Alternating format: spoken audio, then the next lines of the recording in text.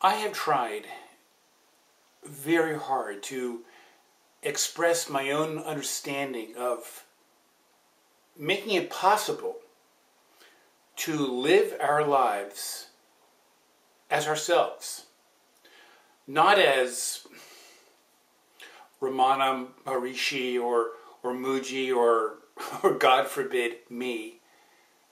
I have my own life to live, and they had their own lives to live. The purpose of liberation is not to be like someone else. It's to find yourself. Who are you? When we're told to ask ourselves the question, who am I? It is to find ourselves, not to find the person who emulates some great spiritual master or someone they read about in a book.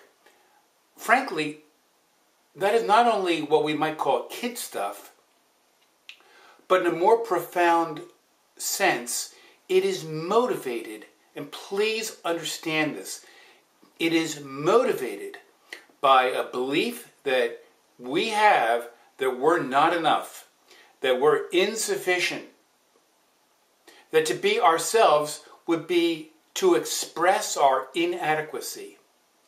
And that's the great fallacy. That's the great error. If you follow someone like Muji, what you're doing really is exchanging one trance state for another. I'll exchange the trance state of the egotistical self that's dominated by thought. I'm not enough, the world's not enough, my parents were not enough, my job's not enough, my wife's not enough, my whatever, to the trance state of Muji, where I am self-negating my uniqueness and living in perpetual samadhi. That's really exchanging one trance state for another. The purpose of liberation from the lie, the purpose of this book is to see this deficient self in all of its forms. It has a million guises. It's very subtle. But once you get in the habit of really seeing it, you're going to see it everywhere. And it's not like you're solving a problem, because that's simply the linear working self, imagining itself that if I get this right, then everything will be good. No, it's more of an evolution. But that's who we are. We are evolving selves. Whoever you are. And we are no different from a snowflake. And each snowflake is unique. So the purpose is, this is all part of your uniqueness, expressing yourself as you, not as anyone else. Because what the world needs is you. It already has me, it already has Muji, it already has everybody else. It even had people like Hitler and Stalin and all the other people that we would label as evil, and why did they ever happen? They happened. It's not that we can understand a purpose or a meaning to it, because that'll just be the deficient mind trying to impose a structure where no structure can truly be imposed. We can celebrate ourselves. You can even celebrate yourself as someone saying,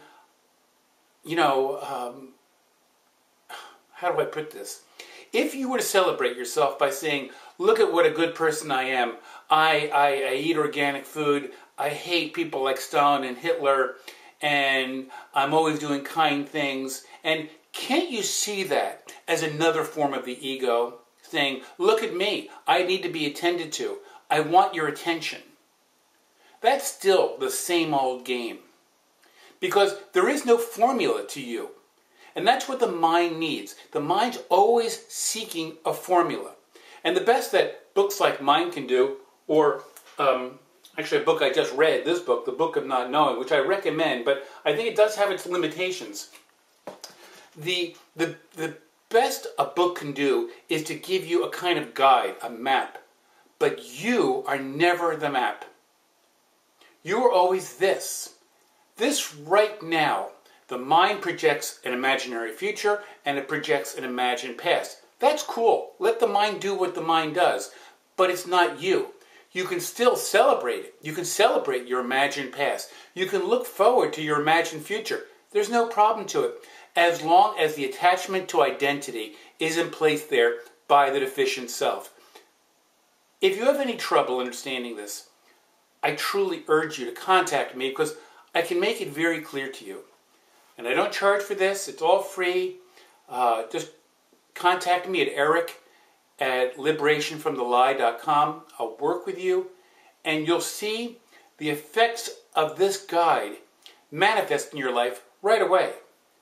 It will happen. I'm not saying you'll get rich. I'm not saying you'll get poor. I'm not saying anything because I don't really know you. Only you know you. But even you will never know you completely. Because everything in this universe, whether it's this iPhone, whether it's me, whether it's this computer, whether it's this camera, everything is ultimately has an element of mystery. And it also has an element of paradox. That's why no hard judgments are ever truly true. The best we can get is a slight sense of the wonder and mystery and paradox of this life, and to simply do the best we can the way we want to. And, whether it's an individual self or separate self, a connected self, my own understanding is that it's all connected. And we are all connected. And what you do sends out a ripple to the whole universe. And the universe is sending its own ripples out to you. And this is how it all works. But the key to understanding anything, whether it's me, whether it's Einstein, and I don't want to compare myself to Einstein, believe me, whether it's Gandhi, whether it's Muji, whether it's anyone, is to break through that trance-like veil of the deficient self. Because until that happens, nothing else will really be nurtured. Nothing else will find root in this self except deficiency. Deficiency feeds on itself. It nurtures negation. It nurtures the self and it nurtures others, often in very subtle ways.